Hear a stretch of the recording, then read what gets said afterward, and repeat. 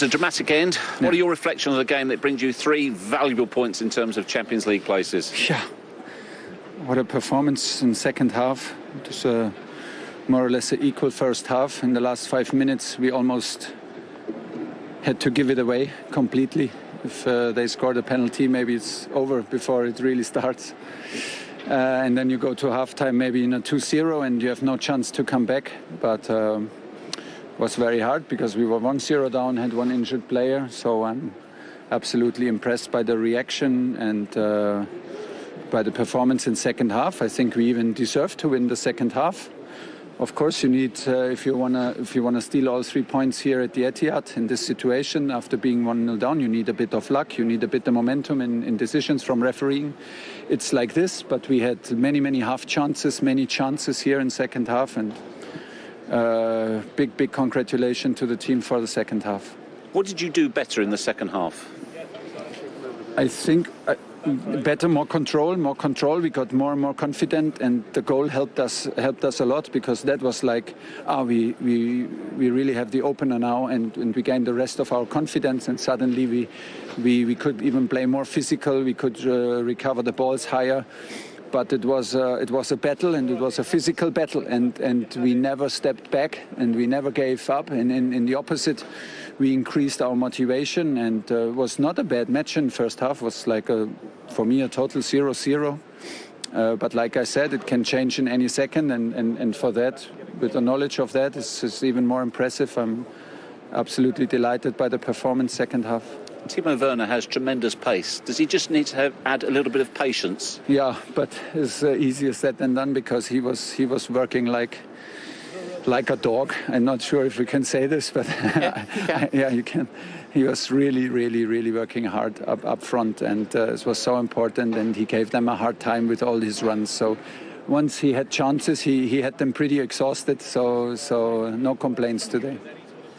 You said that today's game will have no bearing whatsoever on the Champions League final. The fact you've now beaten them twice in a row, does that give you something? Sure, it gives us confidence, because it's all about performance and confidence. We know very well, and I said this before and I will repeat it, this result will not change, that the final is a very unique game, and you cannot predict what will happen, so you need to be well prepared, and we will have some changes again, and they will have some changes again, but we arrive with the knowledge that we are capable of beating them. This is what we have now, and this will not change until Istanbul. Unfortunately, one negative moment for the day, Andreas Christensen. How bad is that injury, and how's that look? Well, I hope that it's not too bad, and that we can that he can recover for the next days. But I'm not sure. It would be absolutely bittersweet if it's a longer injury. Fingers crossed. Thanks very much. Thank you very much. Andreas Christensen. Let's get straight into that astonishing second half then. Chelsea coming from behind to beat Manchester City. Hakim Ziyech has flattered to deceive at times in a Chelsea shirt, but he produced a very important goal there in the second half. Very good finish. I think it's fair to say that he hasn't set the world alight since he's been at Stamford Bridge. It actually comes from a big mistake from Rodri, moving into an area. He had the temptation of moving into that area when you've got so much space around you and giving the ball away. We'll have a look at that in a moment, but the finish is an exceptional one. Again, a lot of Chelsea's good work came from this right-hand side, but the touch is great. If he takes the touch and it stays on the floor, it's a harder finish, but as it bounces, it leaves a nicer finish. But this is the situation, Sean. I mean, Rodri probably has a few options here. Yeah, he definitely does for me, I think. First of all, he's doing OK at the minute, and you can see that, but I think he's waiting for Sterling to go in behind, because that will create more space. But as Sterling comes toward him, it closes the gap up for him, so he turns out, and that is basically when Chelsea push on him and pinch the ball, and I think that's where the goal comes from. But for me, if I was Rodri and I got caught in that position, I would just kick it out of play. What he does wrong is he tries to keep control and outpower people, basically, and he gets caught on the ball. And I think you see exactly, Steve, what Pep Guardiola thinks of it. He's screaming at him to knock it into the space. And you mentioned earlier, I was at Stamford Bridge to watch them play against Real Madrid, and this was exactly the thing that they were brilliant at against Madrid. They were winning the ball in midfield and then breaking really quickly. Kante did it a couple of times, in fact, for both of their goals. So that is a good plan of theirs. They're defending so well, but they press and they smell a little danger, and they win the ball in midfield, and then they break quickly and score. Yeah, his last 2 Chelsea goals have both come against Manchester City. So that was 1-1. Then another big moment in this game. Should Manchester City have had a penalty? For me, yes, 100%. I think in the situation it is, for a start, he gets in behind him, but there's no way for Zuma to get the ball, and he lunges in. So if he's lunging in, and for me, Sterling's that close to him, he's got to have touched him. But I'm just more confused as to why the ref didn't go and see the VAR screen himself to have a look. Because for me, I feel like that's a big error. Yeah, well, if Sean is talking in percentages, I'm going to say yes to the penalty as well, but I'm going to say a 70%.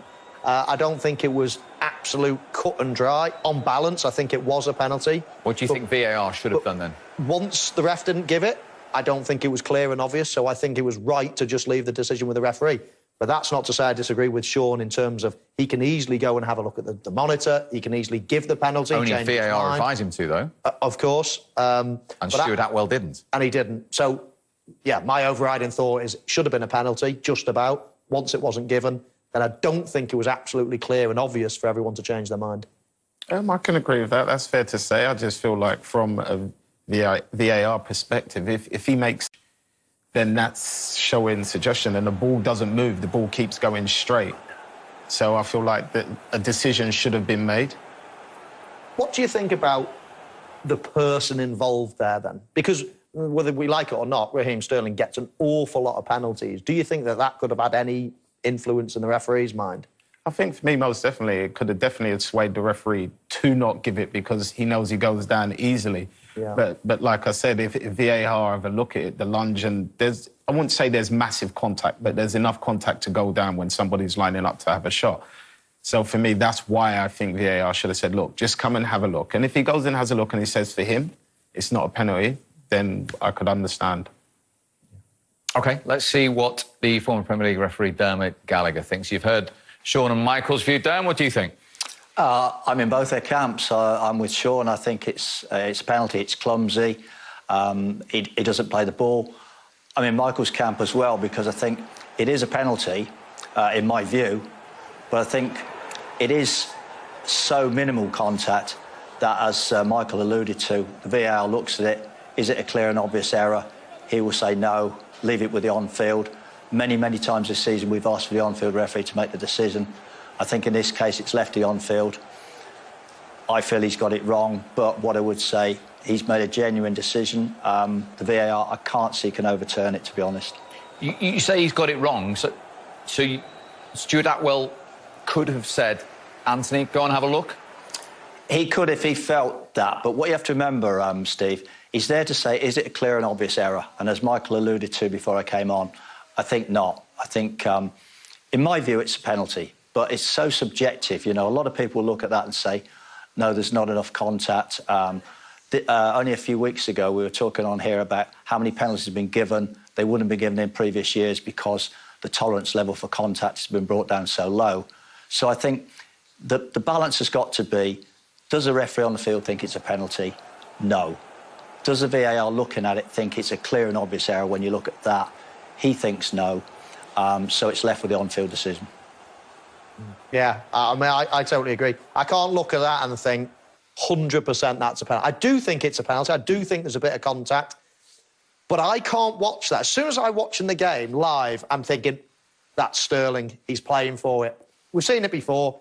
He can buy a challenge. He can slow down a bit, get that little bit of contact. He can do it. He's good at it. Straight away, I'm thinking the players involved. And I don't know whether that's the right thing or not. But let's ask him. Would that be in Anthony Taylor's mind?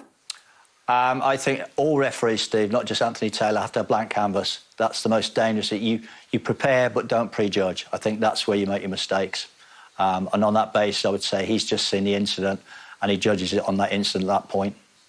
They're all human, Steve. They definitely have. You're not having that from Dermot, no, and Dermot's absolutely right to say it. But I'm human as well. And I'm thinking, we're all human. We're all thinking but Mo, you're thing. taught as a striker that when the ball's going through and you're going through on goal, slow yourself down to steady yourself and take a shot. If Raheem's actually tried to slow himself down to do exactly that, and he's made minimal contact, whatever it may be, he's done the right thing to try and slow Absolutely. his... So then it's a penalty. I'm all for cutting across. Believe me, you don't need to tell him that. Do what you want.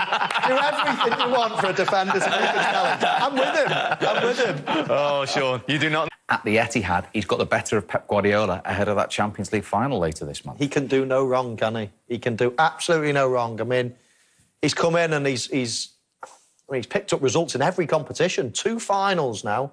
The away record that they've got, the defensive record that they've got is quite staggering. And to go 1-0 down and then be facing a penalty just before half-time, he can do no wrong, can he? He can do absolutely no wrong. I mean, he's come in and he's picked up results in every competition. 2 finals now. The away record that they've got, the defensive record that they've got is quite staggering. And to go 1-0 down and then be facing a penalty just before half-time, I wouldn't have believed anyone if you'd said that Chelsea are going to get a win out of this game. And it couldn't have been more perfect for them because they've rested a few players and they've still got the 3 points, which strengthens their position in terms of the top 4 now. There's a lot of teams below them wincing at that last-minute goal. And as you say, the weight goes on for Manchester City. It does. So, incredibly, it's been all change at the top. It began with that shock defeat for Leicester, conceding 4 goals on Friday at the KP to Newcastle. Spurs couldn't take advantage either. They conceded 3. Leeds, incidentally, have beaten all of the so-called top 6. None of the so-called top 6 have won at Ellen Road this season. Palace won 2-0 at Sheffield United. And then City, from 1-0 up, missed penalty, lose 2-1 at home to Chelsea. Liverpool, as I say, have the opportunity to go above Spurs next. We're watching them at home to Southampton. So then, Manchester City will watch Sunday's fixtures with interest, particularly at Villa Park. Aston Villa win that game, Manchester City are crowned champions. Manchester United draw or win, then the wait will go on to Tuesday night. And, of course, a huge game as well in terms of the Champions League and European places in general. David Moyes' West Ham up against his former club, Everton, at the London Stadium. The Monday Night Football is Fulham against Burnley. So City remain on 80 points. The big difference there is Chelsea going above Leicester. Brendan Rodgers' side looking over their shoulder. If West Ham beat Everton tomorrow, then the points difference is just 2. Remember, Leicester have to play Chelsea, Manchester United and Spurs in their remaining 3 games. Liverpool, as I say, if they beat Southampton at Anfield next, go above Spurs onto 57, a point behind West Ham. Leeds, incidentally, after that win earlier on, up to 9th. Looking bleak at the bottom, the gap 9 points between Fulham and Burnley, and Southampton, who are watching next away at Anfield, 10 points clear of Scott Parker's side.